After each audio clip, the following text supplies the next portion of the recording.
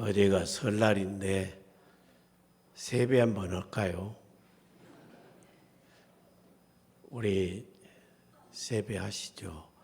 네, 새해는 건강하십시오. 다 같이 시작. 새해는 건강하십시오. 네, 네, 인사 마쳤습니다.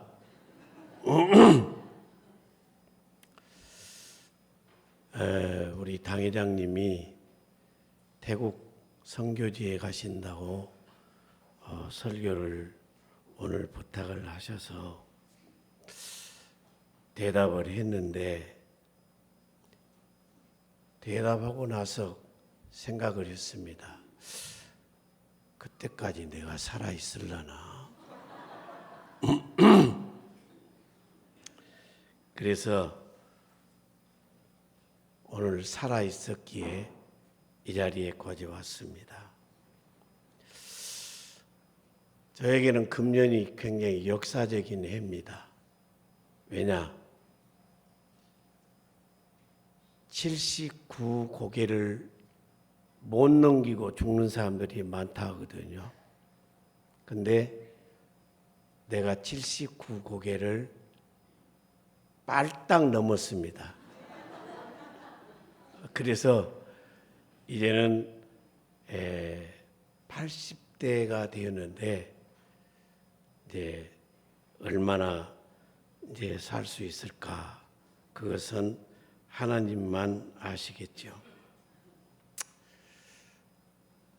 그 설교는 두 가지의 맛이 있습니다. 하나는 꿀맛 같은 설교가 있고, 또 하나는 물맛 같은 설교가 있어요. 그런데 꿀맛이 좋냐, 물맛이 좋냐, 그렇게 묻는다면은 생각이 깊지 못한 사람들은 두말할 것 없이 꿀맛이 좋죠. 그렇게 대답을 할 것입니다.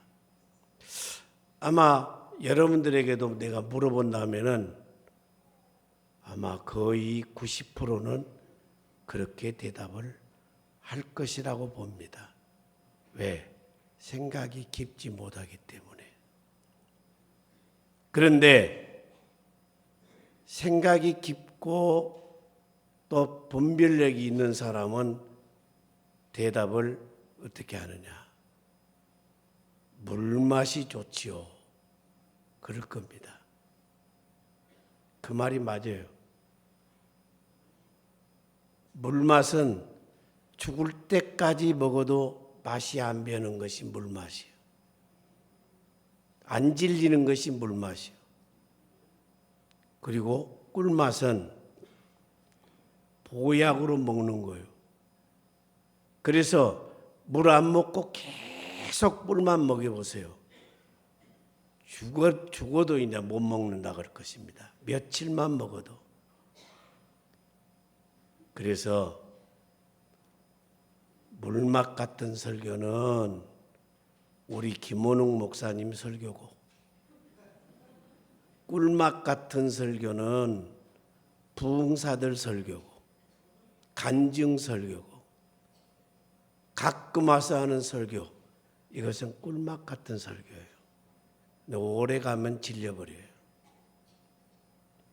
그래서 여러분들은 담임 목사님의 설교를 물맛 같은 설교로 꼭 받으시고 성장하시기를 바랍니다.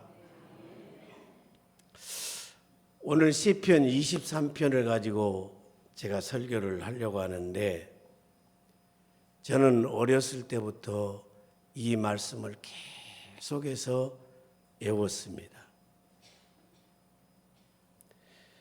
그런데 이 시편의 말씀은 모든 성도들에게 위로와 용기를 주는 말씀입니다.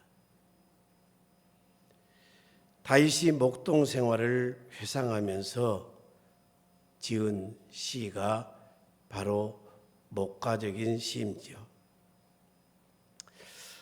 오래전에 우리 교회 그 서울에 박조준 목사님, 유명한 목사님이죠. 그분이 부흥회를 오셨어요. 근데 그 박 목사님이 시편 23편을 가지고 계속 그 끝날 시간까지 했어요. 근데 그분이 하시는 말씀 가운데 자기가 이제 위암에 걸려가지고 이제 어떻게 통증이 심하든지 결국은 미국에 가서 위를 한 3분의 2 정도를 잘라내고 그렇게 이제 회복이 됐다 그러는데, 근데 위통으로 그냥 견딜 수 없을 때 미국에 있던 어떤 장로님이 알려주더래요. 목사님, 내가 경험했는데 이통이 그렇게 심하고 그렇게 고통스러우면은 시편 23편을 계속해서 외우십시오. 그러면은 그 고통이 사르르 없어질 것입니다. 그렇게 말해주더래요. 그래서 자기도 이제 그 견딜 수 없는 고통이 올 때 시편 23편을 계속해서 암송을 했대요. 하다 보니까 눈물이 나오고 그 다음에 평안이 오고 통증이 거짓말처럼 사라지더라는 거예요. 그래서 이 시편 23편을 자기는 가장 사랑한다고 그런 고백을 했습니다. 저 역시 그때 그 말을 듣고 제가 사선을 몇 번 넘었고 또 1년이면 몇 차례씩 전대병원에 입원을 했고, 그때마다 저는 이 시편 23편을 늘 암송을 합니다. 그러면 눈물이 나고 또 마음이 평안해지고 고통에서 헤어날 수가 있었습니다.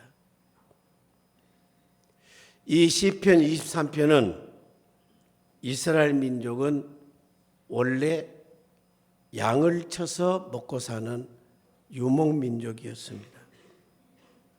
그래서 그들은 그들의 삶의 현장에서 뼈저리게 느낀 것이 뭐냐?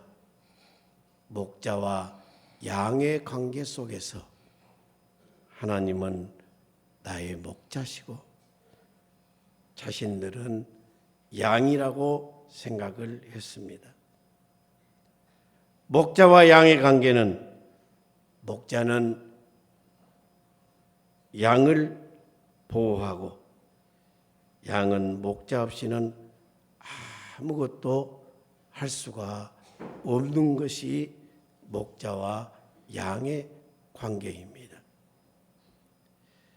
인간은 양이 목자 없이는 아무것도 할 수 없는 것처럼 하나님 없이는 방황하고 공허하고 힘이 없고 희망이 없고 슬프고 허무하고 보람을 느낄 수가 없는 것이 인간입니다. 우리 교회가 예배당 짓기 전에 그 무장 공비 중에 유일하게 생존한 김신조를 우리 교회 오락에서 간증을 들었어요. 근데 그때는 그가 예수를 영접하고 나서 얼마 안 됐을 때요. 기도도 할 줄 몰라. 그래서 내가 기도는 이렇게 하는 것이라고 가르쳐 주기도 했어요. 근데 그가 살아나가지고 공포, 두려움 속에 살았대요. 왜냐? 간첩들이 계속 전화를 하는 거예요. 너 죽인다고. 이게 공포 속에 사는 거예요. 거기다가 하나님이 없이 사는 그는 술을 먹기 시작했어요. 그리고 자기 아내를 갖다가 때리고 폭력 남편이 된 거예요. 이렇게 몇 년을 방황을 했대요. 그런데 그의 아내의 끈질긴 설득으로 예수를 영접하고 나서 지금은 그가 어떻게 사는지 아세요? 목사가 됐어요. 그래서 복음을 전하는 사람이 됐어요. 근데 이 김신조의 삶이 그렇게 항폐하게 된 것은 하나님이 없었기 때문에 그런 거예요. 그 애는 정부로부터 받은 보상금으로 잘 살 수 있었어요. 생활은. 그런데 마음에 평안이 없었고 불안과 공포에 딸고 삶의 의미를 찾지 못했어요. 예수를 구주로 영접한 후에 그는 삶의 활기를 찾았다 하는 것입니다. 하나님을 찾았을 때 그는 인생의 삶의 의미를 찾았다는 것입니다. 하나님이 나의 목자시니 내게 부족함이 없으리로다. 삭막한 세상에서 하나님 없이는 얼마나 불행한가를 우리에게 말씀하고 있는 것입니다. 제가 시골교회에서 목회할 때 어느 날 젊은 여자가 교회를 찾아왔어요. 예배가 끝나고 나서 그 여인은 제게 왔습니다. 목사님, 우리 남편한테 좀 가주세요. 왜 그럽니까? 우리 남편이 간암 말기가 돼서 얼마 못 살 것 같습니다. 그런데 남편이 목사님을 찾습니다. 목사님의 기도를 받고 싶어 합니다. 그래요. 그래서 주일날 오후에 갔습니다. 고통스러워합니다. 그러면서 자기의 과거 이야기를 쭉 하는 거예요. 그러면서 얼마나 많이 우는지, 내가 하나님을 알았더라면 이렇게는 안 됐을 텐데, 부인과 이혼을 하고 또 감옥에 갔다 오고 지금은 중학교 영어 선생을 하고 있습니다. 그런데 그가 원래 서울신학대학을 졸업해서 목사가 될 사람이 목사를 안 오고 하나님을 떠나서 이렇게 살다가 결국은 술 중독에 걸리고 몸은 이렇게 망가져서 이제 죽게 됐습니다. 목사님, 나를 위해서 기도해 주십시오. 내가 살아난다면은 하나님을 위해서 내가 살겠습니다. 하나님은 그 이튿날 그의 생명을 거둬가셨고, 나는 그의 제자들을 모아놓고 장례식을 치러줬습니다. 여러분, 하나님을 떠난 인생의 삶은 공허한 것입니다. 의미가 없는 거예요. 여러분, 세상살이가 힘드십니까? 어렵습니까? 실패했습니까? 하나님을 목자로 삼고 붙으십시오. 그러면은 이겨낼 줄로 믿습니다. 이기십시오. 믿음 가지고 이기십시오. 인간은 양이 목자 없이는 아무것도 할 수 없는 것처럼 하나님 없이는 방황하고 공허하고 힘이 없고 희망이 없고 슬프고 허무하고 보람을 느낄 수가 없는 것입니다.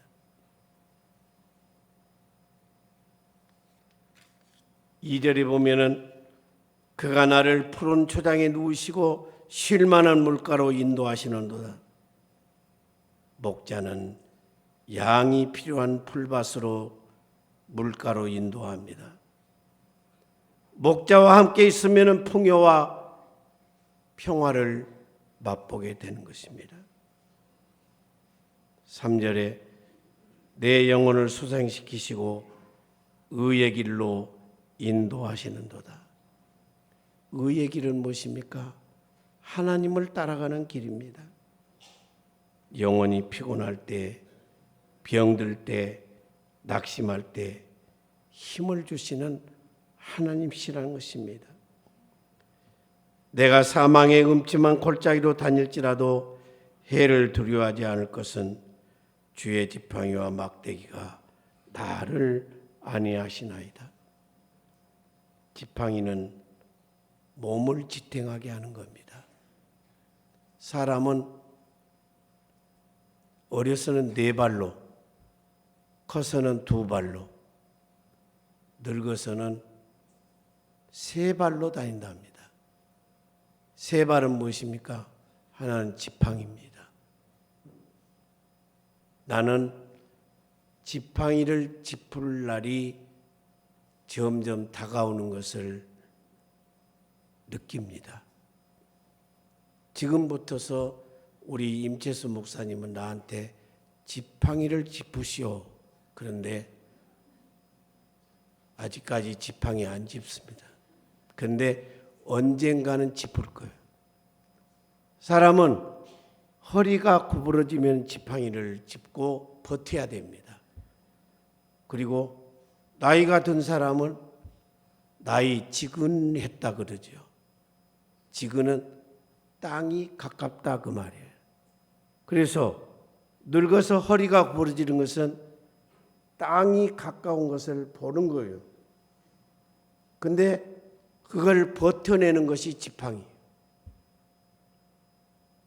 근데 이 지팡이는 꼭 필요해요. 그래서 나는 이제 지팡이를 짚을 때가 점점 가까워오고 있습니다. 막대기는 무엇입니까? 장애물을 제거하는 거예요. 방패 역할을 하는 것입니다.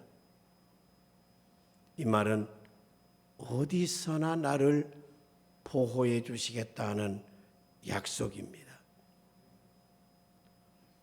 양칠 때 다윗은 골리앗을 물리쳤습니다. 사자와 곰을 물리쳤어요. 무엇으로? 막대기로.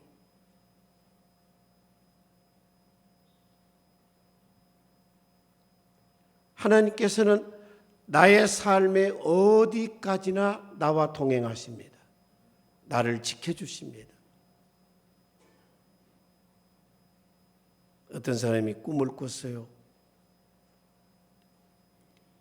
태어날 때부터 지금까지의 삶을 쭉 보여주시는 거예요. 그런데 걸어온 길이 발자국이 다 나 있어. 그런데 평탄한 길, 좋은 길에서는 2 사람의 발자국이 다 있어. 그런데 가시밭길, 험한 길, 그런 길에서는 1 사람의 발자국만 있는 거예요. 그래서 이 사람이 생각했어요. 우리 주님이 평탄한 길에서는 나와 같이 가주시고 험한 길, 힘든 길은 나 혼자 가게 두셨구나. 불평을 했어요. 그때 우리 주님께서 말씀하셨어요. 야, 어리석은 인간아. 평탄한 길에 두 사람의 발걸음은 너와 나의 발자국이다. 그러나 가시밭길, 힘든 길, 어려운 길은 내가 너를 안고 걸어갔기에 한 사람의 발걸음은 바로 내 발걸음이다. 이제 알겠느냐? 말씀하셨습니다. 여러분, 내가 인생의 길을 걸어가는데 나 혼자 가는 것이 아니에요. 주님이 내 곁에서 나와 꼭 같이 동행하신다는 사실을 꼭 믿으시기를 바랍니다.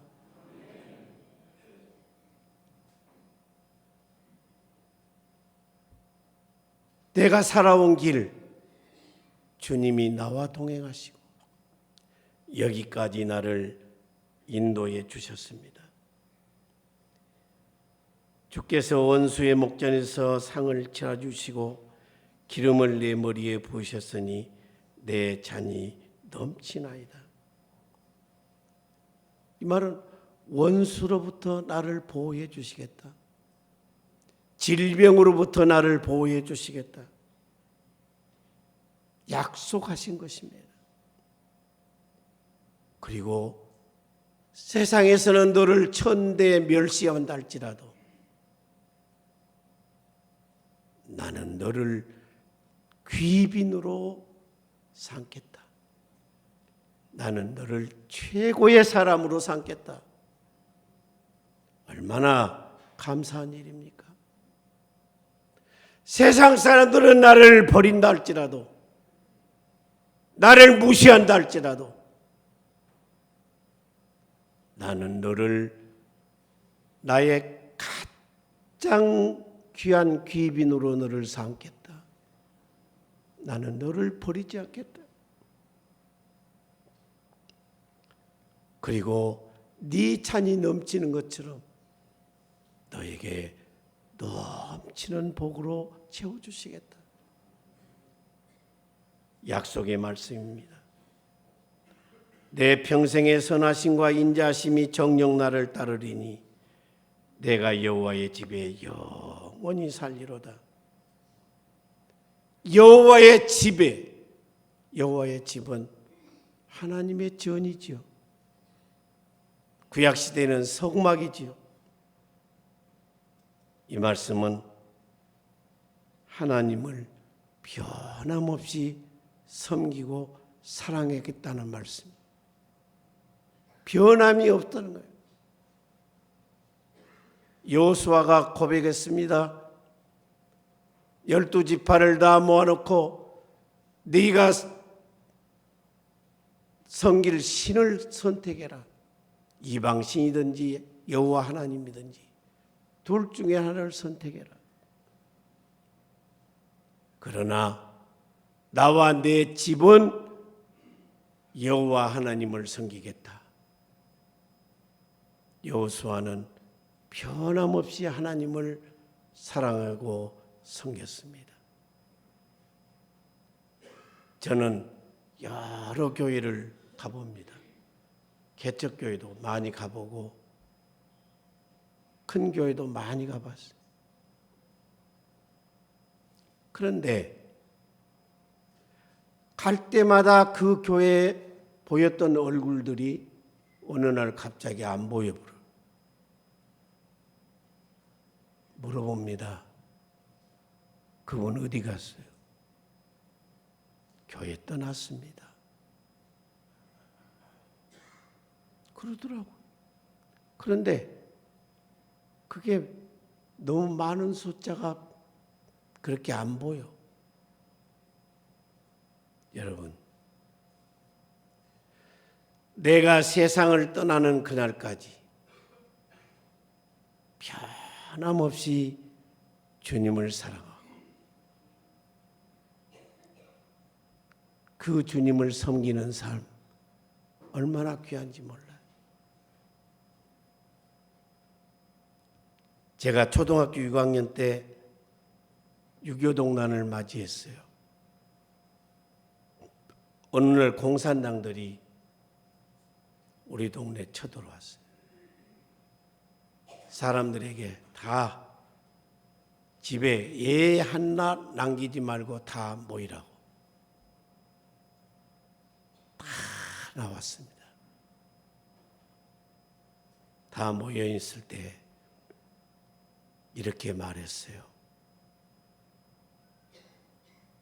이 중에 예수 믿는 사람은 이쪽으로, 예수 안 믿는 사람은 이쪽으로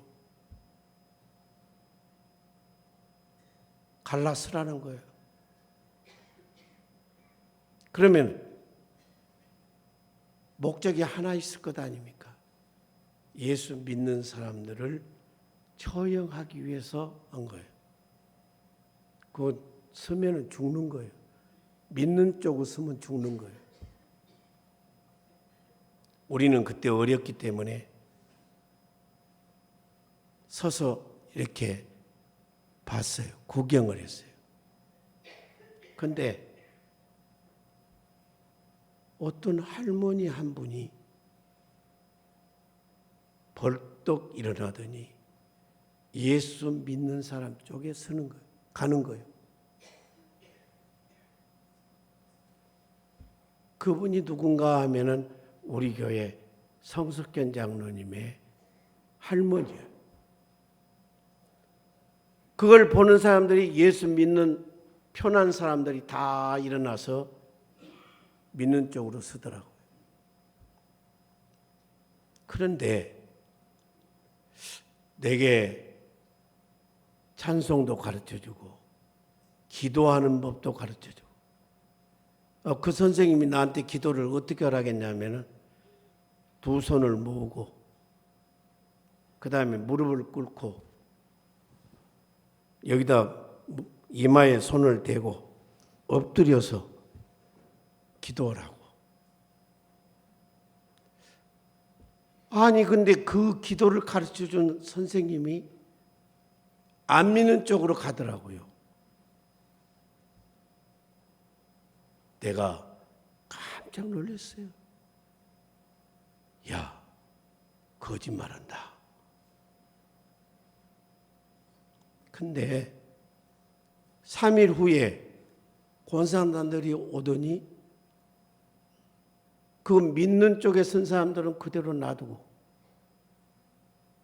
그 사람을 잡아가더라고요. 그냥 총살시켰어요. 근데 믿는 쪽에 선 사람들은 그 뒤로 한 사람도 죽지 않고 그냥 6.25 동란을 무사히 넘겨왔어요. 사랑하는 성도 여러분,